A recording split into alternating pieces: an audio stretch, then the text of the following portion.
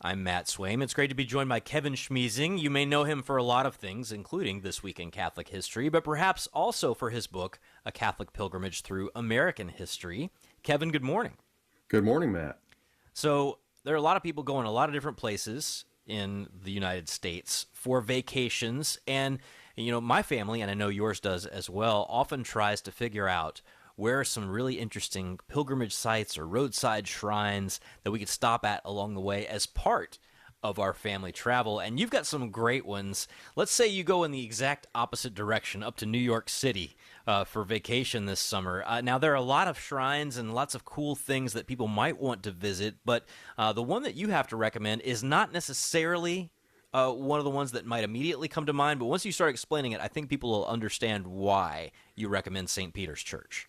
Yeah, that's exactly right. Lots of places in New York, of course, St. Patrick's Cathedral, probably first and foremost, the most famous spot. But there's another church, which was the first Catholic parish in New York City, historic St. Peter's, built in 1785, established in 1785. The church there now was built sometime later, but there's so much Catholic history that has passed through the doors of St. Peter's Church over the centuries. St. Elizabeth Ann Seton was received into the Catholic Church in that church, in St. Peter's Church, way back in 1805. John McCloskey, who was the future Archbishop of New York and the first American cardinal, was baptized there in 1810.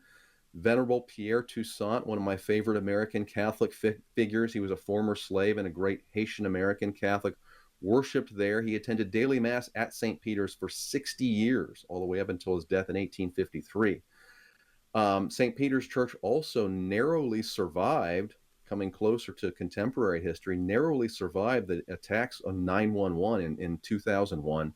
And in fact, the body of the fire department chaplain, the Franciscan Father Michael Judge, was laid to rest there after he fell on that day on 911. So, like I say, lots of Catholic history that you can recover and remember when you visit a place like St. Peter's in New York.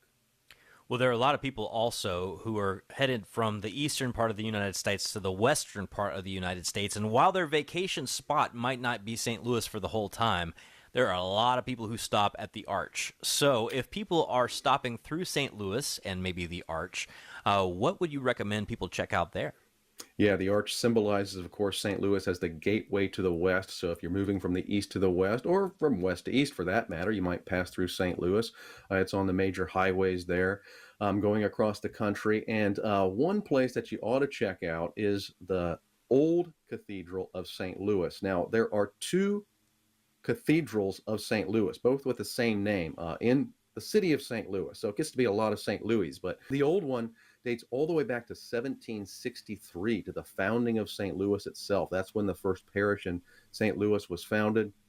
The building itself dates back to the early 19th century. It was built by the first bishop, Joseph Rosati, and that's basically right there in the shadow of the arch. So if you visit the arch, it's very easy to check out the old cathedral at the same time. Now, there's also the new cathedral in St. Louis, which isn't far away. If you move west there across the city, I would highly recommend you look at that one too, because the old cathedral has the historic feel.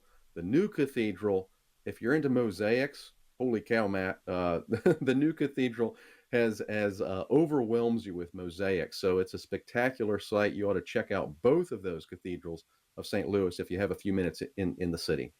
Yeah, it seems like it would be like an awesome place to go check out. I've never been there. I've talked to people who have. Of course, our friends at the Covenant family of radio stations, deeply connected to St. Louis and the Catholic world there. Hi, I'm Matt Swaim from the Sunrise Morning Show. Thanks for watching. We encourage you to like and subscribe so we can continue to share more great conversations, and be sure to visit us at sunrisemorningshow.com.